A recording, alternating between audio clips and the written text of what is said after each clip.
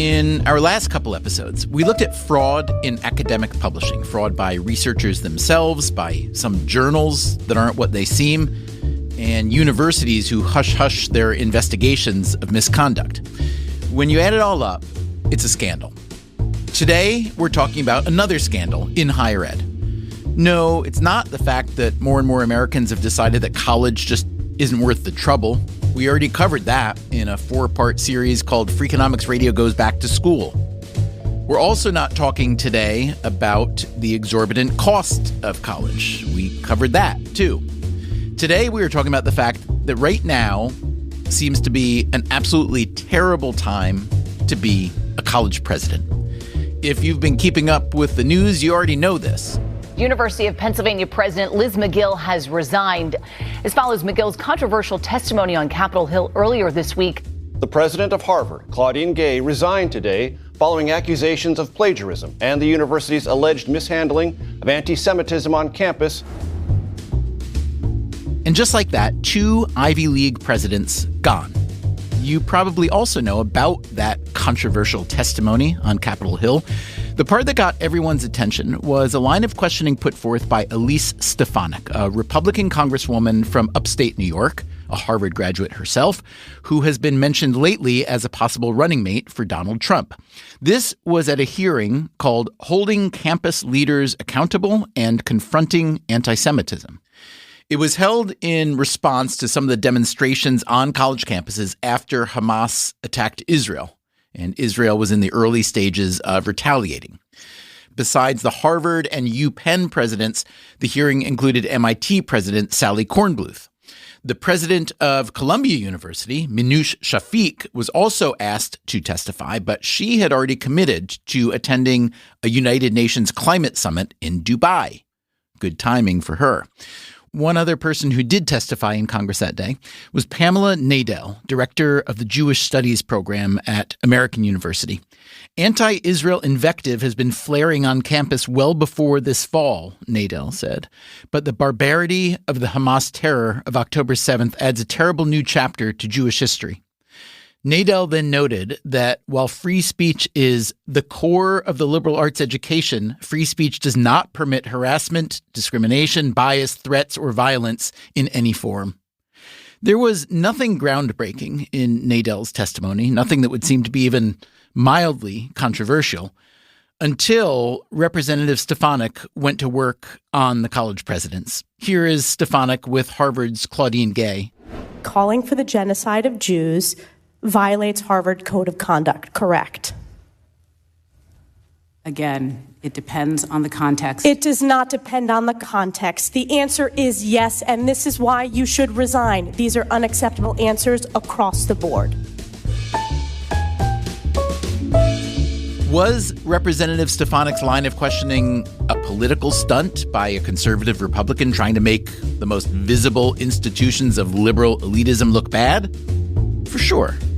Was it also, however, a perfect example for all those Americans who think the modern university is desperately out of touch with reality? Also, yes. We asked another college president to tell us what he thought about that congressional testimony. As a Jew, I was appalled. As a president, I was embarrassed. That's Michael Roth from Wesleyan University in Middletown, Connecticut. Wesleyan has around 3,500 students. Its alumni include Bill Belichick, the legendary football coach, Lin-Manuel Miranda, the creator of the musical Hamilton, and the economist Lael Brainerd, who runs the National Economic Council. Like Penn and Harvard, Wesleyan is a highly selective liberal arts school. But Michael Roth sounds a bit different when he talks about what's been happening on college campuses. A kind of contempt for the ordinary and an embrace of elitism in the mantle of progressivism. Today on Freakonomics Radio, a conversation about college and courage. You can't please everyone, but I don't think that's an excuse to say nothing. Michael Roth almost never says nothing. You'll hear it for yourself, starting now.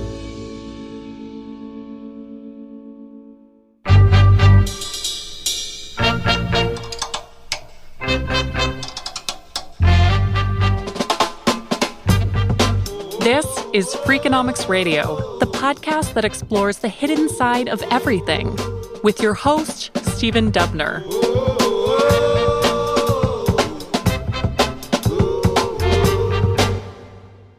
So Daniel Dresner, a political scientist at Tufts, recently published a piece in the Chronicle of Higher Ed that was titled, "You Could Not Pay Me Enough to Be a College President." I'm curious if you read or heard about that piece. I did read it, yes. And your thoughts? I assume you disagree with the premise? You know, college presidents, I think it's a great job. I love my job, and I've been doing it a long time. I think it's a great job. If you love education and you want to help preserve or improve the institution through which education is experienced by students and research is done by faculty and students, it's a fantastic job. If you think your job as a college president is to win an election or keep everybody happy, then of course it's a terrible job. But I think that whining about how hard a college presidency is a bad look. You know, it's a challenging job. But gosh, I see people working outside here today in the snow. That seems a lot more challenging than I'm doing my job now talking to you. I mean, it's not that hard. Michael Roth was born in Brooklyn, grew up on Long Island, and he went to Wesleyan himself as an undergrad.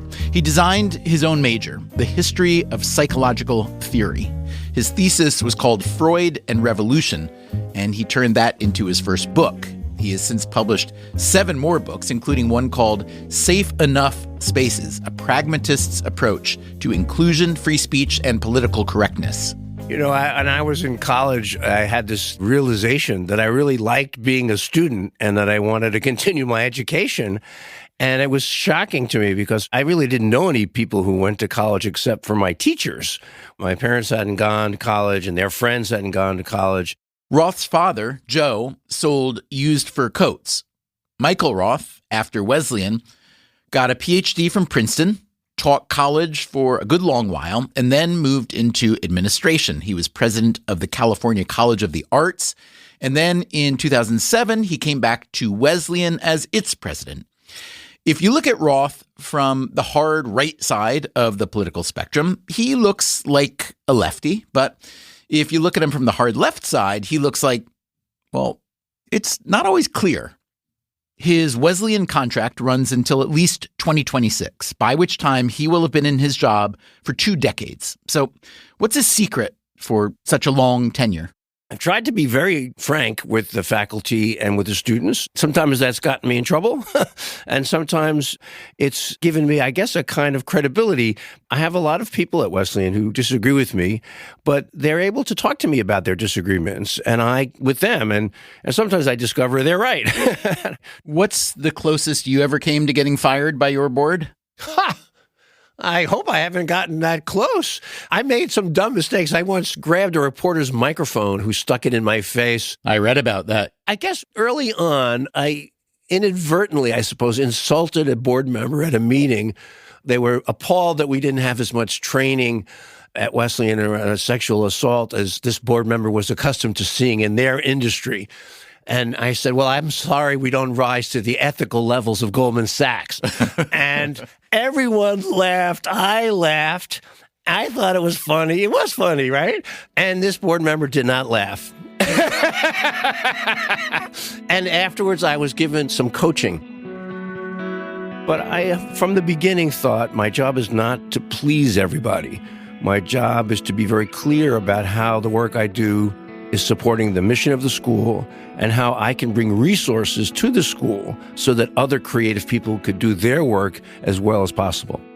It's good that Roth isn't concerned with pleasing everyone because that has become even more impossible lately since the Hamas attack and the war in Gaza. Here are pro-Palestinian demonstrators at Rutgers University. From the river to the sea. And at Columbia. Shame on Columbia! Shame on Columbia! Free Palestine! Wesleyan demonstrations, I think they're respectful for the most part. I think when the trustees were in town, they got a little bit more intense because, you know, trustees are a target. And I think in ways that were distressing What were some things that were said that were distressing? The rhetoric that somehow the university's trustees were responsible for the war in Gaza because we don't divest from companies that do business with Israel. That seemed to be the tenor. But I think part of this is just, an expression of outrage of what's going on in the world. After the congressional testimony of the 3 college presidents that we all know about, you published a piece in the LA Times called "College Presidents Are Supposed to Be Moral Leaders, Not Evasive Bureaucrats." First of all, I'm going to assume that you didn't write the actual headline. Is that true? That's true. Okay, so just for people who don't know journalism, when you publish a piece, even if you're a staff writer, you often don't have anything to do with the headline. But in terms of the evasive bureaucrat characterization by the LA Times headline writers, let's start with that congressional testimony. Did you watch it live? If not, when did you watch it? And what was your initial response? So I had gotten a call that afternoon from MSNBC asking if I would do a late night interview with them. And I had to tell them I don't stay up late. So we recorded it. So I turned it on C-SPAN in my office. I turned it on 5 minutes before that big gotcha moment, just by happenstance. I watched with horror, I have to say. As a Jew, I was appalled. As a president, I was embarrassed. But as a Jew in America, I was appalled. I was appalled by their inability just to say, of course, calling for the mass murder of people on campus would be actionable. And I was appalled that Congresswoman Stefanik would be able to wrap herself in the mantle of "I'm staying with the Jews" after her own extraordinary flirtation with white nationalism over the years. So I found it extremely distressing. The answer is, of course, it's wrong and actionable to call for mass murder on your campus. Now, it's also not incorrect to say it depends on the context, because if you talk about mass murder in a play, it's not actionable. That would be a different context. But she wasn't asking that, and any reasonable person knew what she was asking. It was a low moment in higher education. So in this piece, you wrote their response, meaning the college presidents, failed the test of good sense and decency, but you also wrote, "I don't like the ritual use of words like genocidal or settler colonial, nor do I want to hear the slogan 'From the river to the sea, Palestine must be free,' but calls for freedom are not calls for murder." So you're walking, that's a very nuanced argument there. Can you talk a little bit more about that? I can. I don't want to condone those responses at the hearing. And even, of course, the presidents themselves afterwards apologized for them, as they should have.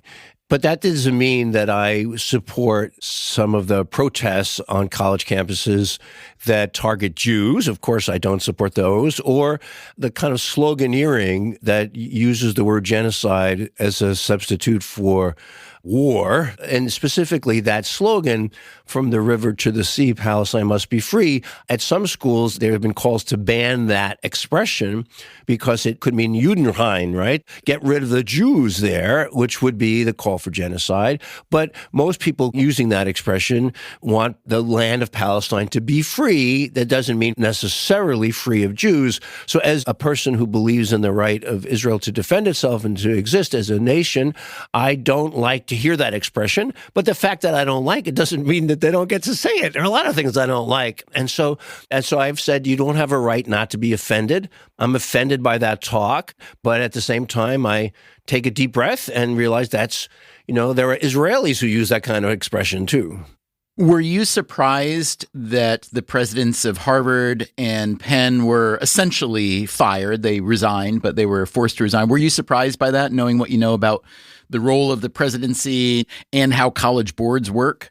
I was not surprised, I guess, about the Penn president. There was such dissension before the hearing by donors and by the board. And then I think the way the information about President Gay's scholarship came out over time, I wasn't surprised. I think the part of this story that I find most concerning, because I don't think it matters that much to the institutions who, if they have that particular president or another president, but I do think it will matter if donors get in their heads that they can actually dictate educational policy or hire and fire presidents over specific issues. I think that would be a perilous thing.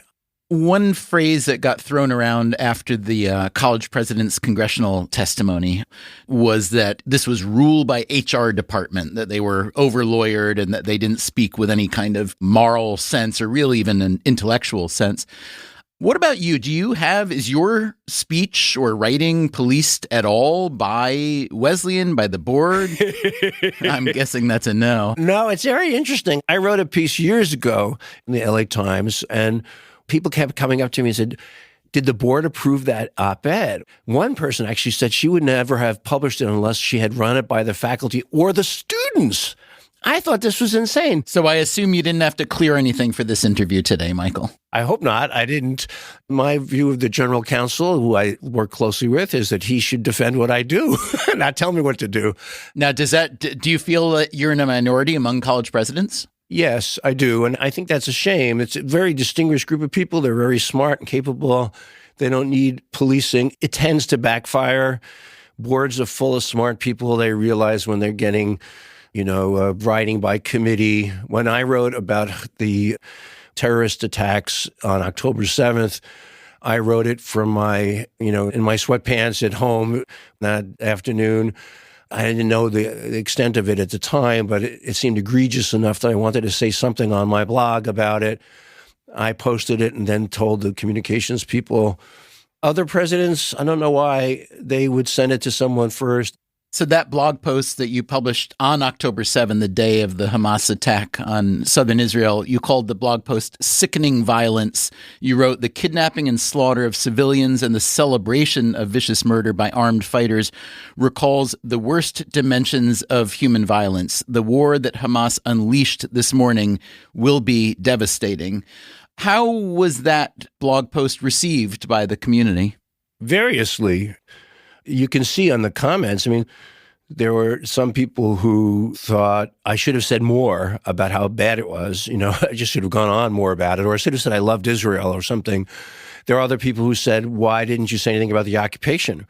Why didn't you say anything about what led up to those attacks? And so if you had a chance to respond to all of those, here, I'll read you a couple of the particular critiques. One said, very lame, sanitized statement that didn't even mention the words Israel or Jews. Pathetic. On the other hand, there's a level of misinformation and hypocrisy in this writing. Hamas did not launch a war. Palestinians have already been in war for 75 years under Israeli regime. So let's pretend that you could follow up with all that feedback. What would you say 100 plus days later? Well, I have said things subsequently. In the next day or two, I wrote again about a vigil on campus. And then it had been brought to my attention that some of the Muslim students at Wesleyan felt that I was neglecting their well-being. And I wrote something else in that regard. I have been asked, to condemn Israel's military response. And I have not spoken about that response except in more general terms of hoping for an end to hostilities as quickly as possible, and a post around Thanksgiving about the desire for peace. And those were my responses.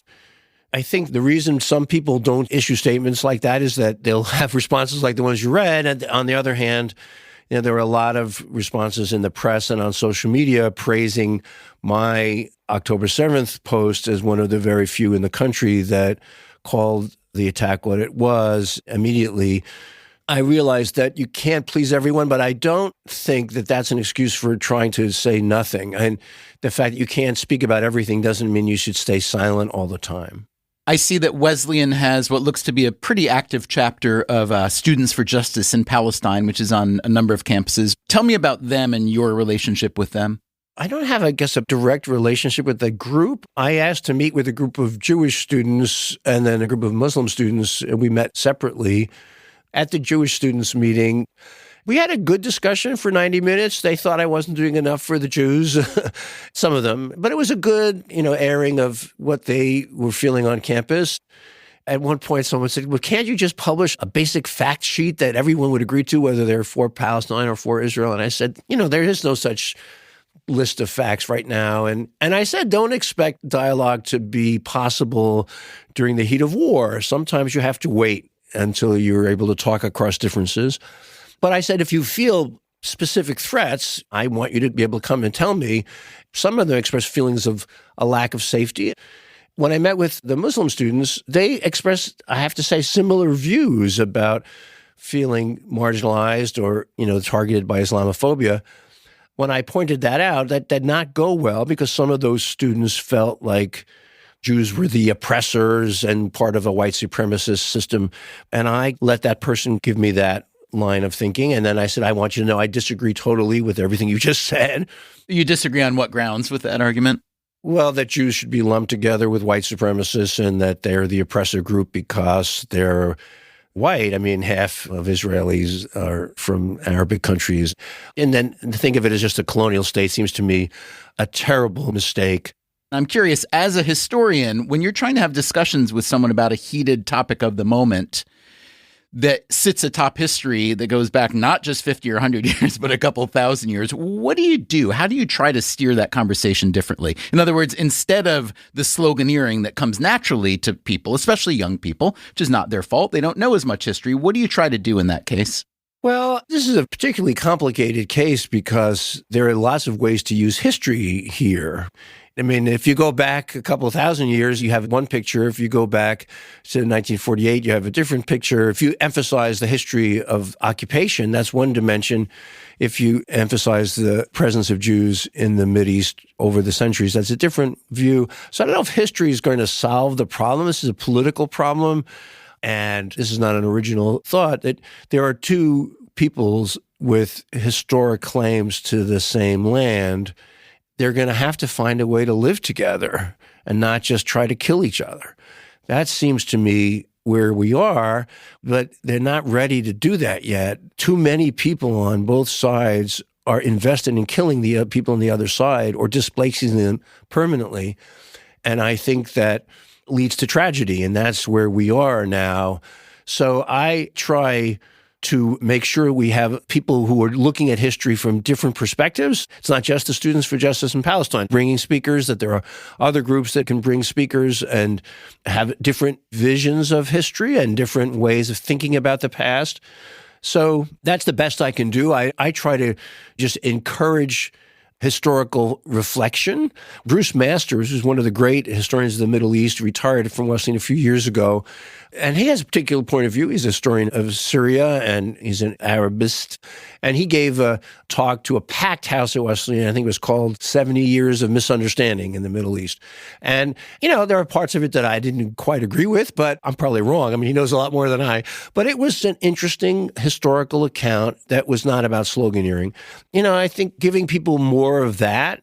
Judith Butler, an old friend of mine with whom I disagree about these matters, she talked to a packed house that not all anti-Zionism is antithetical to Judaism. And I've invited her to give this talk at Wesleyan before when she was canceled elsewhere, even though I disagree with the conclusions she reaches. But I think modeling that you can have reasonable conversations with people you disagree with, that's the key. This reasonable conversation will continue after the break. I'm Stephen Dubner, and this is Freakonomics Radio. And do me a favor, tell your friends and family about this show or leave a rating in your podcast app. Spreading the word about a podcast you like is the single best way to support that show. Thanks.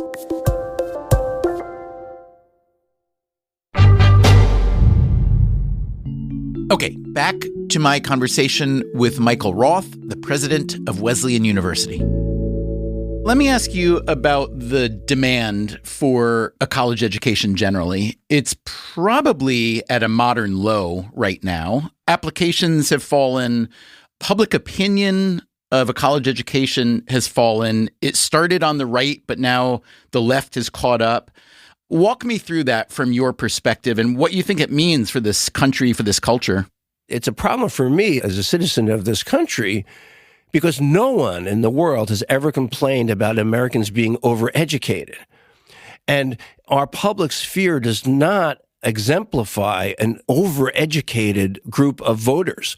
So I think the dissing of education in the popular imagination these days will only lead to the further degradation of the way we talk about politics, the way we talk about leadership, the way we talk about refugees and immigrants and one another. We're recording this the morning that the Iowa caucus results have been announced, right? So I think there's political hay to be made by attacking established institutions. Not just education, you're saying institutions generally. Well, I wasn't going to pick on the media, but could you think of an easier target? The decline in trust in the media, the decline in trust in the Supreme Court, even Congress, which one didn't think you could go lower in trust.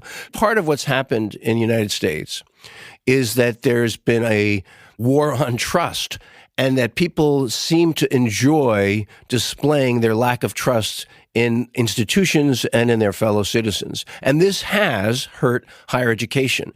There are some reasons for the decline in trust, and I do think cost is one of them. The fact that it's so expensive and that the pricing is confusing to many people. Now, a lot of people have written about why college tuition inflation has outpaced almost every other type of inflation in the U.S. in the past 30 years or so. Healthcare is one other rival. Tell me what you think are the primary drivers of that. One is that if you are in a smallish college or university like Wesleyan is, one of the great things you're giving students is the ability to work with very distinguished faculty in small classes. And so you just can't get the economies of scale that help you keep costs down. The vernacular expression of this is, and it was told to me by a great economist of education and former president of Vassar, Cappy Hill. She said to me, Michael, the reason you're not going to keep costs down is because people come to the college and say, I don't care how much it costs. I want my Sophie to have the very best education possible. In wealthy families, especially, they want us to do more for their kids, more and more and more. And that drives up the cost because they want us to spend more money per student. Right. So that drives up the sticker price. But then, as we all know, there's a kind of bifurcated or maybe trifurcated price system where some people pay sticker price and some will pay much, much less. How do you feel about having that sliding scale? Oh, it's a great thing. So at Wesleyan, more than 40% of our students are on very significant financial aid. But for a family where let's say your father's a nurse and your mother's a cop, it's still very expensive. You might get $50,000, $60,000 of aid a year, but you're expected to pay $25,000 to $30,000 out of pocket a year. I mean, the core cost is still very high per student. I've introduced a 3-year degree at Wesleyan, which I thought was a work of great economic genius on my part. You can finish school in 3 years and save 20 to 25% off your total cost. You're not paying more per year, I assume. Exactly, because we don't charge people if they take extra classes. So you take a couple extra classes, maybe you do one summer, and you can graduate in 3 years. This is what I did when I was a kid to save money. Very few people want to do it. So many parents say to me, I would never ask my little Charlie to take it. And that's why it's so expensive, because you don't ask people to actually try to save money. So you sound like the parents of little Charlie and little Sophie are kind of a pain in the ass for you, are they? I mean, in a way, they're your best customers, right? They're saying, I will pay, I want to pay more. So the 3-year program we have, when I started it 10, 12 years ago, we had maybe 3 or 4 people doing it on their own each year. And now we have 20 people. So it's grown, but I thought by now we'd have a few hundred people. As daunting as the cost of college can be, Michael Roth knows that's not the only thing keeping people away. Many people believe that a college education does not set you up for success in the workplace, which it in fact does, but they believe it doesn't. And so that also leads to a decline in trust.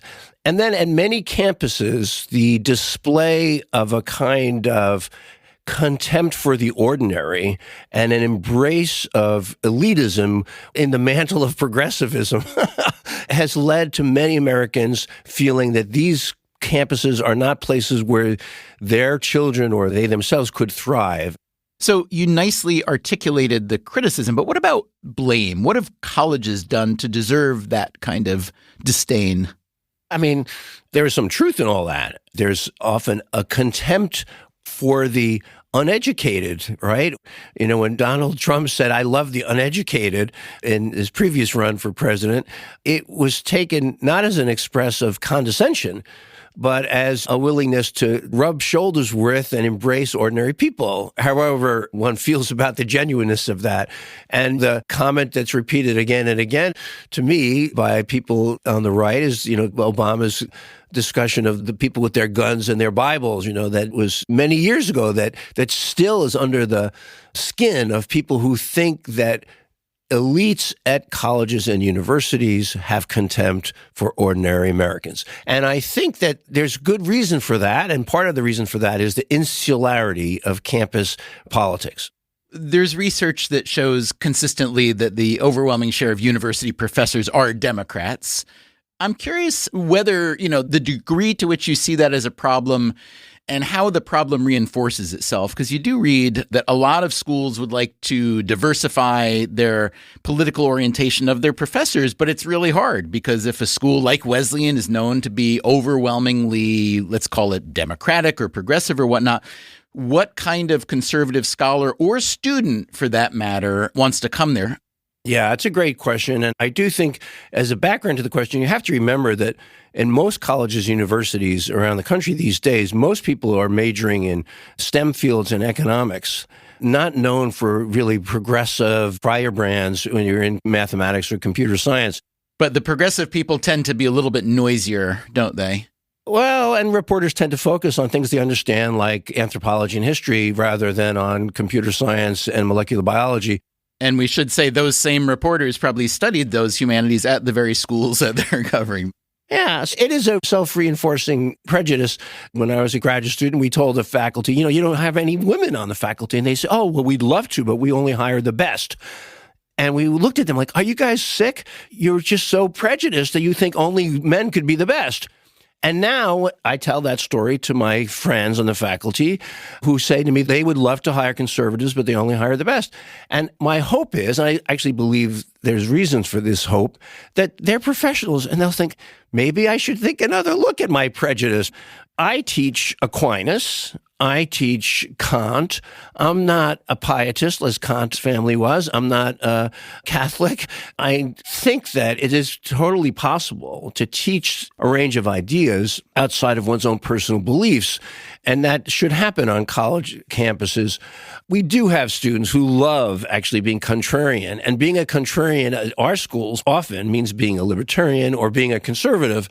And I think they tend to do pretty well at these schools. That said, I call for an affirmative action program for conservatives in the Wall Street Journal, and I still beat on that drum.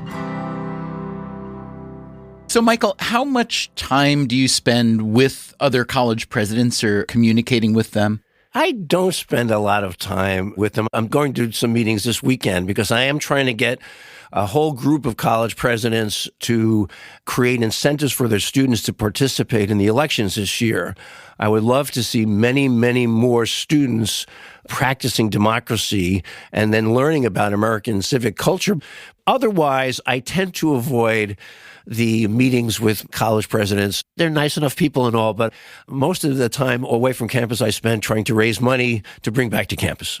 Yeah. So one big difference in the presidency job I've heard about over the past 20, 30 years is that so much of the time now is about fundraising.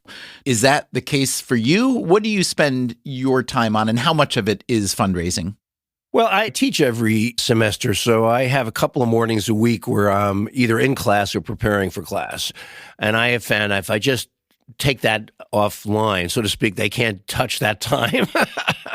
It's a great experience for me to have that contact with the students as a teacher, not as the boss.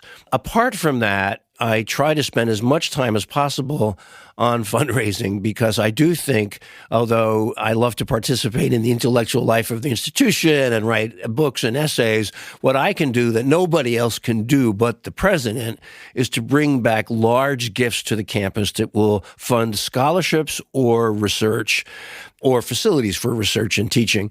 And I would like to spend at least half of my time on fundraising. Now, I have a team, that tells me where I can most productively spend my time. And so they don't want to send me off to a donor. I once met with a donor who told me at the end of a lunch in which I was asking her for money to honor another professor, she said, I wouldn't give a penny for that bitch. So I was not well prepared for that meeting. Tell me the name of that professor. I want to look her up on Rate My Professor. No, this is someone who is now deceased. But now, when I go to raise money, my team makes sure that this is a person likely to want to give money. Now, what about your grades on Rate My Professor? Do you ever look at them? I don't. I mean, I get course evaluations every semester. I'll look for you. It looks like you do pretty well. You've got almost a 4 out of 5 overall rating, which is pretty good on Rate My Professor because, let's be honest, I think people with something negative to say have a stronger incentive to rate probably. But here's a 5 out of 5. Roth is a very engaging lecturer and makes complex philosophy feel accessible, so that's nice. Here's a 3 out of 5. Very dynamic professor, but his course content sometimes feels random and disorganized. He could also turn very rude in class. That's you? That's me. Yeah, I tell the students they can't use the bathroom in class. If they leave to go to use the bathroom, they have to come back next time. And they're also not allowed to use a phone or a computer in my class. And so there are people who find this fascistic, and I think I'm giving them a chance to actually escape from their technology and study philosophy or literature. And, I tell them that in the first class so that if they don't like that kind of thing, they can go elsewhere. I don't try to please everybody. I'll start teaching a course in the next week or so, which I've taught for the last 30 years. And on the first night, I will tell them, tonight you're going to watch a film about the Holocaust. Next week, you're going to watch a film about childhood sexual abuse. The following week about mass murder. These are very upsetting films. And if this is too much for you, we're going to take a break after I'm introduced the course, and they just don't come back. You go to find another class. And then I say, and if you really love this kind of stuff, please get some help. And they laugh. And then I show them Alain René's Night and Fog on the first night of class. And then I dismiss them. I don't talk about it afterwards. It's a brutal, brutal short film about the Holocaust. I've had students tell me how destroyed they were by the film. And one student said to me, I went into the field and wept. And I said, well, that's great. And she said, no, it wasn't great. But I think actually, if you're studying these extraordinarily challenging things, it should feel extraordinarily challenging. And the students who stick with it, or stick with me, that's what they expect. And I don't think you need to coddle them. My classes are still among the largest in the humanities at Wesleyan, and my grades are among the lowest. So I think, they sometimes gravitate towards challenges and not away from them. So when presidents complain about working with the board and they don't know how to do that, they're in the wrong job. It's like when teachers complain about young people. There's a whole group of authors these days who talk about the American mind and canceling and closing and blah, blah, blah. Those people should get out of the education field, it seems to me. If they don't like young people, let someone else work with young people. It's really interesting to work with young people. If you don't like them, you should, work in another field. Coming up, hard conversations on campus and at home. My daughter, she's very critical of my view of Israel. I'm Stephen Dubner. This is Freakonomics Radio. We'll be right back.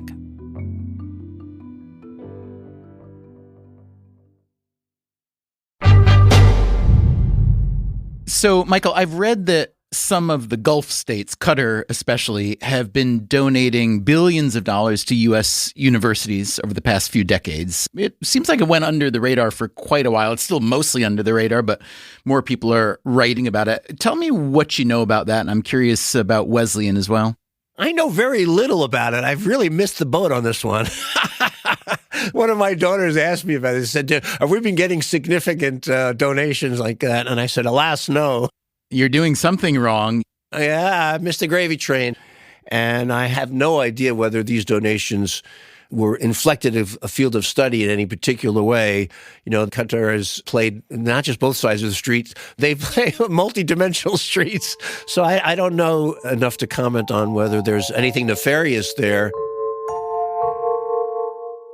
According to an analysis done by Mitchell Bard, a political scientist with the American-Israeli Cooperative Enterprise, Qatar donated an estimated $5+ billion to American universities between 2012 and 2019. Saudi Arabia gave nearly $3 billion. Robert Jordan, the U.S. ambassador to Saudi Arabia under President George W. Bush, described these contributions as a way of spreading soft power in the same way the U.S. has done for years around the world. Has this soft power translated into anti-Israel sentiment on college campuses? Michael Roth doesn't think so. Young people tend to be suspicious of Israel because they've grown up with Israel under Netanyahu. And they are suspicious of Israel as a major military power and a wealthy country in the region that has occupied these lands for as long as these young people have been alive. I grew up with Israel as, can't believe it exists, will it disappear? My daughter, who's very Jewish in her presentation and her self-understanding, she's very critical of my view of Israel. And it's not because Qatar gave her any money. It's because she's grown up with Israel as a power, and she's suspicious of people who exercise their power in ways that seem to be at the expense of others. How old is your daughter, and what does she do? She is 26, and she is a second-grade public school teacher. And what is the dinner conversation like then between you and her when it comes to Israel? Well, lately we try not to talk about it too much. I think that the war in Gaza has made her think that what President Biden called indiscriminate bombing, and what she would probably call massacres of people by a country that could choose not to do that, shows the illegitimacy of that country. And my view is that Israel has a right to defend itself, and I despair of the way it's doing so. Would you say that your conversation with her has the same tenor as a conversation that you might have with a student or a professor at your university who disagrees with you, or is it very different just because of the personal relationship? It's very different. Because I have to say, it sounds as though the joy that I've been hearing throughout this entire conversation kind of drained out of your voice. Well, I just find it so tragic what's happening in Gaza today. And, reading this morning about the tunnel network in Gaza, Qatar and other countries have pumped, I don't know how many hundreds of millions, if not billions of dollars, the hijacking of aid by Hamas, all of which is an aberration and a horrible affront to the humanity of the Palestinians who live there. But there's no excuse for the bombardment of civilian areas. So I just find it extraordinarily sad, and I don't underestimate the evil and the murderousness of Hamas. And at the same time, I find the human tragedy just so appalling there. I don't have an educational point of view about this, except that on campus, I want people to feel safe enough to have conversation. Even if I don't have an answer to this question, other people think they have an answer. I'd like them to be able to talk about it with their fellow students or faculty.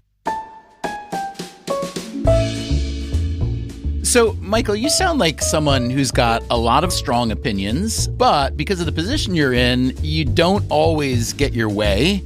But it also sounds like you don't hold a grudge. I like that combo. I'm curious if you have any advice for how I can get a little bit more of that. One of my mentors was a woman named Deborah Marrow. When I worked at the Getty Center, she was my boss. And she said the first rule of being an administrator is to take nothing personally. You're going to get a lot of credit for stuff you deserve none of the credit, and you're going to get a lot of blame for stuff that's not your fault. And you've got to try to say, it's really not about me. That's hard sometimes, because sometimes it feels very personal. But I try to remember that and think, what matters is the mission of the university and not so much how well Michael Roth is doing. Colleges and universities are full of people who know how to get in the way. What we need are people who are good at helping things happen. Sometimes getting out of the way, sometimes facilitating, sometimes finding resources. And I'm of the mind, try things, do things, make it better. Don't worry about making it perfect the first time. Try it now, then improve it. And I've tried to encourage that with my colleagues. And then it's, you fail. It's not personal. You get up and do it again. That, again, was Michael Roth, president of Wesleyan University.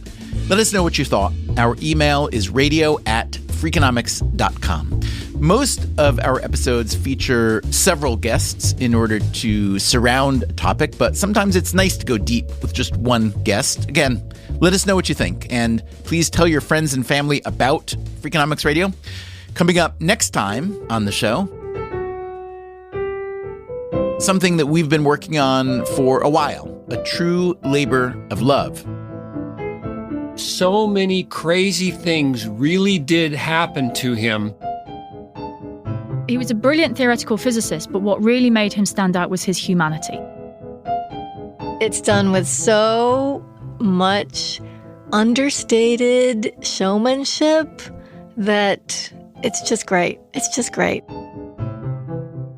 The physicist Richard Feynman wasn't just one of the most brilliant scientists of his generation. He was also a troublemaker, an obsessive, and a man who spoke truth to power.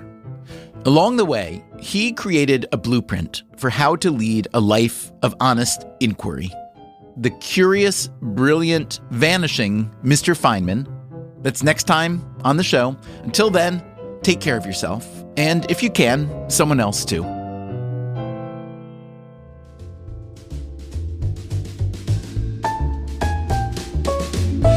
Freakonomics Radio is produced by Stitcher and Renbud Radio. You can find our entire archive on any podcast app for free. This episode was produced by Zach Lipinski. Our staff also includes Alina Kuhlman, Eleanor Osborne, Elsa Hernandez, Gabriel Roth, Greg Rippin, Jasmine Klinger, Jeremy Johnston, Julie Canfer, Lyric Bowditch, Morgan Levy, Neil Carruth, Rebecca Lee Douglas, Ryan Kelly, and Sarah Lilly. Our theme song is Mr. Fortune by The Hitchhikers. All the other music is composed by Luis Guerra. As always, thank you for listening. Good luck, and, I guess you have an almost 20th anniversary in 4 years or so. 3 years. Don't jinx it. The